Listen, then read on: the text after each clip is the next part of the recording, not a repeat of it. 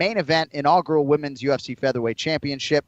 Germaine de Randamie, the slight favorite. I don't know if you guys noticed on the air, I put Stan on the spot and asked him who he thought would be favored. He thought Holly Holm would be favored. Excuse me. More public names, certainly, and I wouldn't be surprised to see Holly Holm close as the favorite. But at least right now, Jimmy, Germaine de Randamie holding as the slightest of favorites, minus 123. The comeback on Holly Holm, plus 103. Holm trying to avoid a third straight loss here, and also join McGregor, Couture, and Penn as the only two-division champions in UFC history. How about the research, though? Germaine de Randamie, so her 3 UFC wins have come against Anna Elmos, Larissa Pacheco, and Julie Kedzie, who you're telling me are 0-6 in the octagon. I will not be adding that to my fighter card necessarily, but that is interesting information. Ken Flo, Holly Holm, slight underdog, which may play into your thinking here because you would get the extra point. I'm not sure if it does.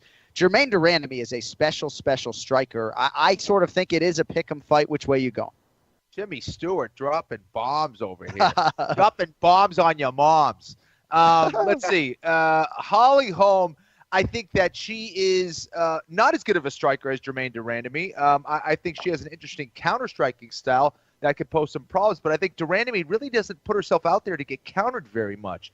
I think de Randamie is going to be devastating in the tie clinch if she's able to achieve that against Holly Holm. Her knees are just brutal. Holly has more of an in-and-out style. I think that's what she needs to do. And I do agree with Brian Stan that we are going to see some takedowns thrown in there. I think she needs to mix those in. De Randamie is just not good on the ground. I've been looking at the kind of mistakes that she makes out there, and she just doesn't really know what she's doing off of her back or in regards to the grappling game. Her wrestling hasn't really improved. I thought she showed some improvement against Elmos, but it's just a whole different fight against Holly Holm. I think Holm will be able to get her down.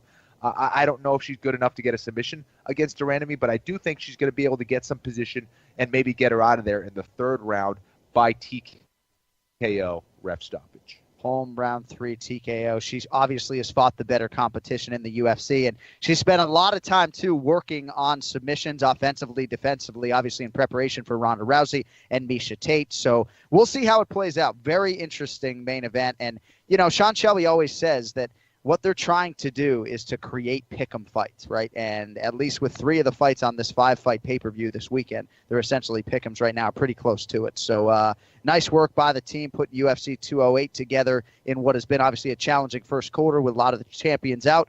We'll see how it plays out.